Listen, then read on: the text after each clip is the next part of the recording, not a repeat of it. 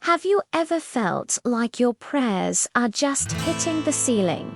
You're not alone.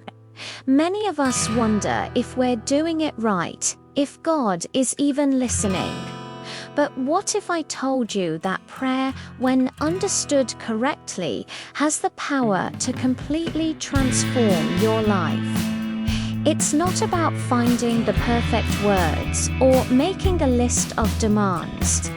It's about a deep, personal conversation with God that can bring a peace and connection you've never known before. Jesus showed us the way, and today we're going to explore how to pray in a way that brings lasting change. It all starts with worship. Before you ask for anything, take a moment to acknowledge who God is. When you begin by saying something like, "Hallowed be your name," you're not just reciting a line, you're shifting your entire perspective. You're reminding yourself of His power, His holiness, and His love. This simple act of worship prepares your heart, moving you from a place of want to a place of reverence. It's the key that unlocks a genuine connection, making your prayer about Him, not just about your problems. Next, it's about aligning your heart with His will. It's so easy to treat prayer like a divine shopping list, presenting God with our plans and asking for His stamp of approval. But true life-changing prayer is about surrender. It's about saying, "Your kingdom come, your will be done." This means letting go of your own agenda and trusting that His plan is far greater than anything you could imagine. When you surrender your plans, you open the door for divine guidance, and a profound sense of peace fills the space that worry once occupied. And speaking of worry, Jesus tells us to focus on our daily needs. Think about the phrase, "Give us this day our daily bread." It's not about asking for a lifetime supply of everything we could ever want. It's about trusting God for today. This practice keeps us from being overwhelmed by future anxieties and cultivates a daily dependence on Him. When you trust God to provide for you one day at a time, you build a rhythm of faith and reliance. It fosters a deep sense of security, knowing that He is your provider right here, right now. This daily dependence on God is what strengthens our relationship with Him. It keeps us coming back day after day, building a foundation of faithfulness. But there's another crucial element that can either strengthen or block this connection: forgiveness. In the Lord's Prayer, Jesus makes a stunning connection. Forgive us our debts, as we also have forgiven our debtors. He is teaching us that our ability to receive God's grace is directly linked to our willingness to extend it to others. Unforgiveness is like a wall we build around our own hearts. It can block our prayers and keep us from experiencing the fullness of God's love and forgiveness. Think about it: if we are holding on to bitterness and resentment, how can we truly come before a holy God and ask for mercy? Matthew 6:12 is a powerful reminder that forgiveness is not just for the other person, it's for us. We must forgive so that we can be free, and so our communication with God can be clear and open. Prayer is also our lifeline when facing temptation. It's not just about asking for blessings, it's about asking for strength.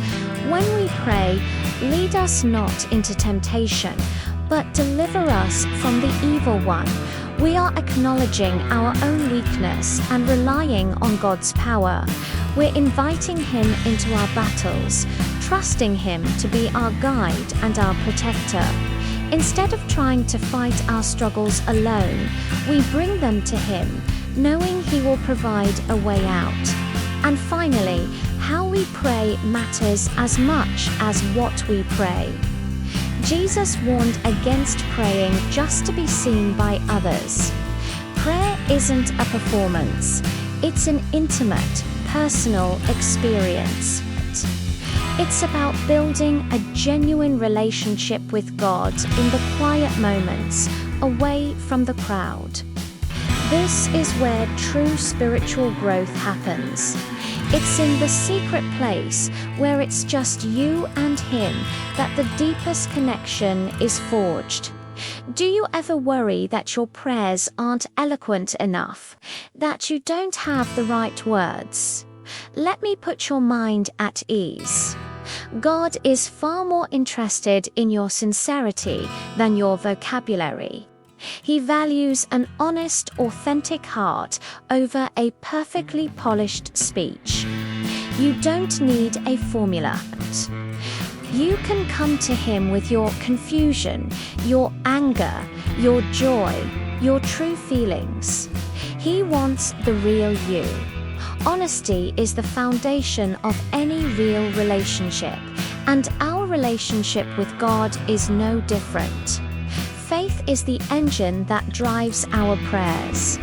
Remember the story of the woman with the issue of blood. She didn't have a long, elaborate prayer. She just had faith.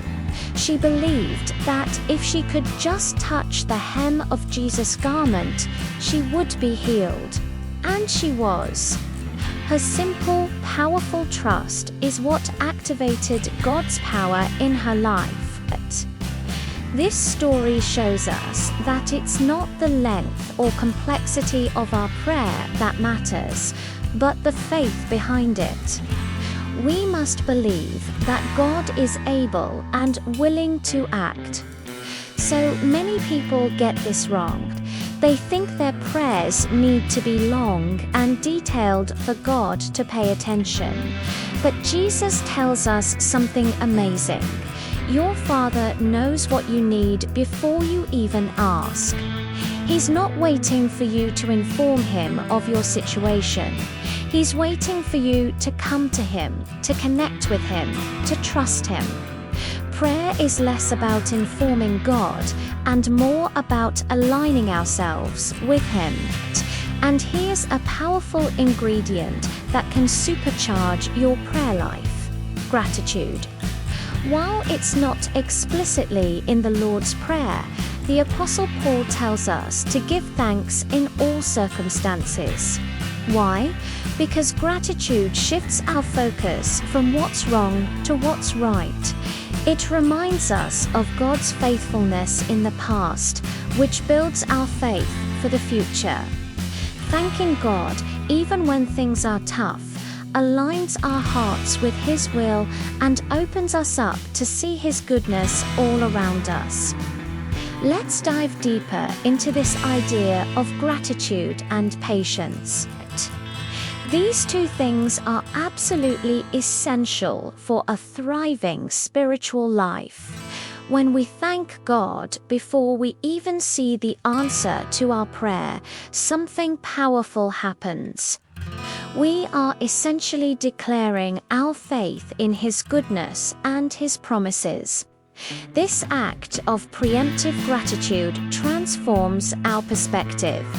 It moves us from a place of begging to a place of confident expectation, focusing our hearts on His character, not just our circumstances. And often, a grateful heart is a magnet for more blessings. Patience in prayer is a true test of faith. We live in a world of instant gratification, but God operates on an eternal timeline. Waiting is hard, but it's often a vital part of His process. Look at Abraham and Sarah. They waited decades for the promised son.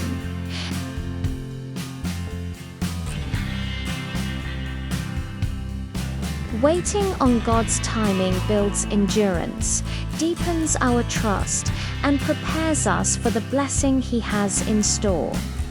True faith is not just believing God can, but trusting Him even when He doesn't do it on our schedule. Another crucial aspect of prayer is seeking wisdom. How often do we face a big decision and feel completely lost? James 1:5 tells us that if we lack wisdom, we should ask God, who gives generously to all without finding fault. Think about King Solomon. When God offered him anything he wanted, Solomon didn't ask for riches or power. He asked for a wise and discerning heart. And because he asked for the right thing, God gave him wisdom beyond measure. We have access to that same divine insight through prayer.